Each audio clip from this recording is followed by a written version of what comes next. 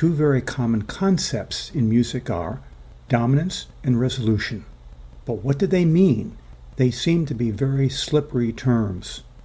I see them as describing exactly the same thing, but going in opposite directions. Let's say for a moment that we are in the key of C, which could be C major or C minor, and we are ready to end our piece of music. In C major or minor, the C major or minor chord is called the tonic in this key. What is the most convincing way we can end our piece? Well, we make our second to last chord a G7 chord. This chord is called a 5-7 chord in our key of C or C minor, and from now on I am simply going to say the key of C. We then use that G7 chord to get to our final chord of C major or C minor. So we are just going from the 5-7 chord to the tonic. It's that simple.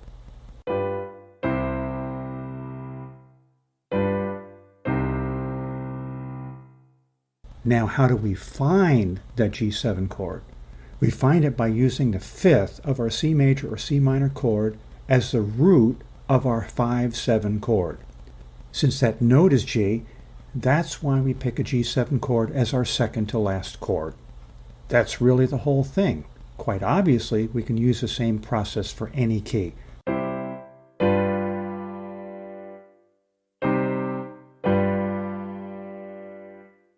For example, in another piece, if my last chord is F sharp major or F sharp minor, which is the tonic, to find the second to last chord, I simply go up a fifth to C sharp and then use that C sharp for the 5-7 chord in this key.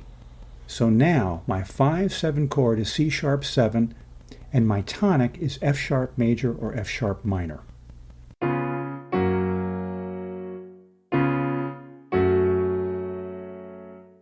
The only thing left is to carefully define dominance and resolution, but this part is easy. We simply look at the 5-7 chord and the tonic chord and see which way they are going. If we go from the 5-7 chord to the tonic, it's called resolution. This, by the way, is my Captain Obvious solution to dominance. If we go the other way, going from the tonic to the 5-7 chord, it is called dominance.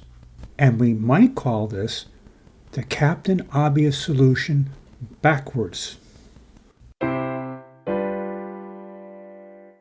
So as you can see, these two things are really the same thing. Resolution is going forward. Dominance is going backwards. What if we go backwards and forwards and backwards and forwards and backwards and forwards? Well, then we have a typical ending of a Beethoven symphony, which often goes resolution, dominance, resolution, dominance, and resolution. So we can rightfully call Beethoven the king of dominance and resolution.